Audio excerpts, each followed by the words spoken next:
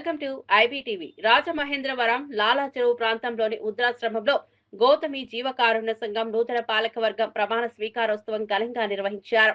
ఈ కార్యక్రమానికి city MLA Adireddy ముఖ్య అతిథిగా హాజరయ్యారు.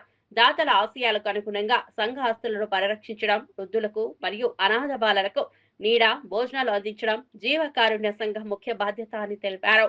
పాలకవర్గ నియామకంలో కూటమి భాగస్వాములైన టీడీపీ, జనసేన, బీజేపీకి సమన్వయం పాటించామని చెప్పారు.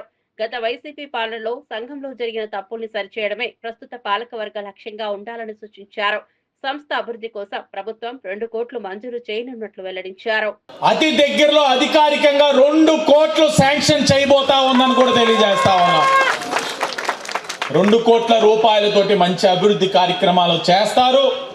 ప్రజలు ఒక విశ్వాసాన్ని పొందుతారు. ఏ నమ్మకంతో అయితే కూటమి ప్రభుత్వం అవకాశం ఇచ్చిందో సద్వినియోగపరుచుకుంటారో, తప్పు చేసిన ప్రతి వ్యవస్థని సరిచేసి ఈ వ్యవస్థకి రాబడి పెంచే విధంగా ఈ బాడీ చేస్తాదని విశ్వసిస్తూ చాలా చక్కని కార్యక్రమం చేశారు. అద్దుల విషయంలో కానీ అన్ని కానీ కమిటీ నిర్ణయాలు తీసుకోండి. రాజకీయంగా ప్రతి కోణం ఉంటుంది. వచ్చినప్పుడు మీరే సరిచేయండి. ఆ పైన మా బాధ్యత. ఎందుకంటే ఎవరికాలికి బాధ్యత ఇచ్చినప్పుడు ఆ బాధ్యత నిర్వర్తించాలి, మేము చూడాలి. నిన్ననే ఒక వారం కిందట ఆదిరెడ్డి అప్పారావు గారు, చల్లా శంకర్రావు గారు ఇక్కడే ఉన్నారు, బుడ్డిగ శ్రీనివాస్ గారు వెళ్ళిపోయినట్లున్నారు. వారి ముగ్గురు కూడా హితకారిణి సమాజానికి మాజీ చైర్మన్.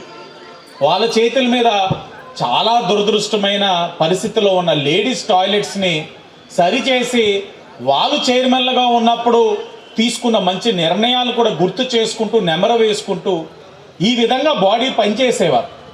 కానీ గత 5 సంవత్సరాలు ఈ నామినేటెడ్ పదవులంటే దోచేయడం, దాచేసుకోవడం, లేకపోతే కబ్జా చేసేయడం.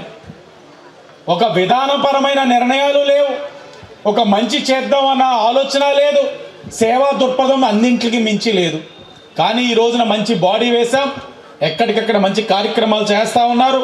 మొన్ననే మార్కండేయ స్వామి టెంపుల్లో ఏదైతే ధ్వజస్తంభం చాలా ఇబ్బందికర పరిస్థితి ఉందో 58 అడుగుల చెట్టుని ఈరోజు ధ్వజస్తంభానికి తీసుకొచ్చామన్న విషయాన్ని మీ అందరికీ కూడా తెలియజేస్తా ఉన్నాం.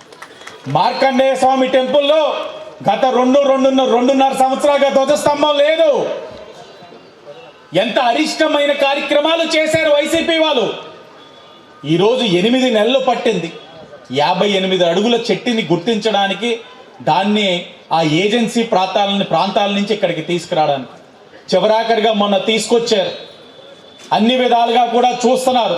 మంచి ముహూర్తాలు పెట్టి ఆ ధ్వజస్తంభాన్ని కూడా పునఃప్రతిష్ఠ చేసే కార్యక్రమం కూడా ఈరోజు కొత్త కమిటీ వాళ్ళు తీసుకుంటా ఉన్నారు.